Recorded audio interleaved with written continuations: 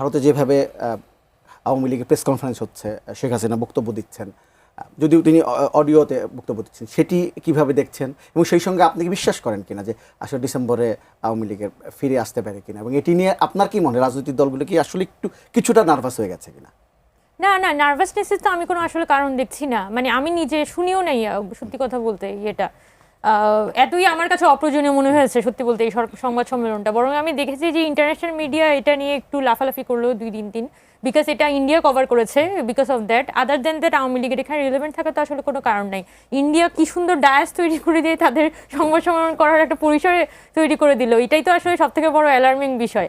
এবং আমি খুবই হ্যাপি যে এখানে আমাদের যে বর্তমান গভর্নমেন্ট আছে তারা কিন্তু খুব সুন্দর একটা প্রতিবাদ লিপি আসলে ভারতীয় সরকার বরাবর তারা পাঠিয়েছে, এবং সেটা খুবই স্পষ্টভাবে ভাষায় বলেছে যে বাংলাদেশকে যদি তারা ক্লায়েন্ট স্টেট হিসেবে অ্যাকনোলেজ করতে চায় তাহলে আসলে ভারতের পক্ষে এটা কখনোই আর সম্ভব হবে না। এটা কারণ বাংলাদেশের সাথে ভারতের সম্পর্কের যে থ্রেশহোল্ডটা আমরা পৌঁছানো সম্ভব ছিল সেটা শেখ হাসিনা আমলে আসলে বাংলাদেশ পৌঁছে গিয়েছে।